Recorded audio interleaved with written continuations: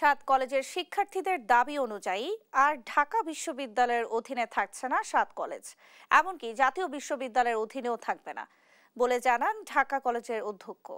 তবে কিভাবে চলবে সাত কলেজের ভর্তি কার্যক্রম সহ প্রশাসনিক কার্যক্রম সে বিষয়ে সিদ্ধান্ত নেবে মন্ত্রণালয় দ্বারা গঠিত উচ্চ কমিটি।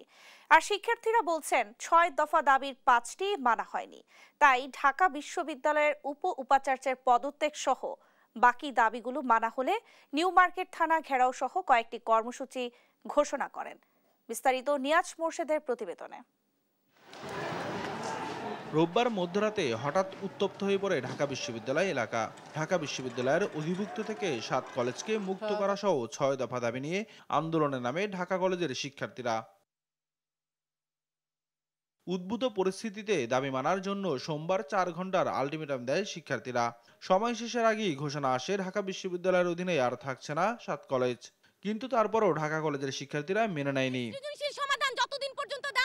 অধ্যক্ষের সঙ্গে প্রায় ১ ঘন্টার বৈঠক শেষে শিক্ষার্থীরা জানান ৬ দফা দাবির ৫টি মানা হয়নি।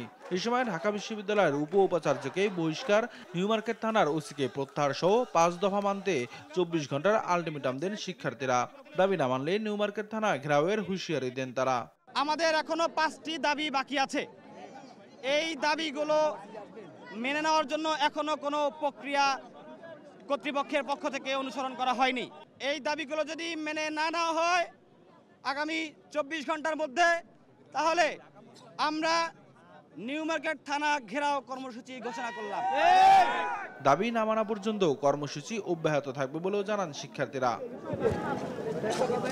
নিয়াজ মোর্শেদ, দেশ টিভি, ঢাকা।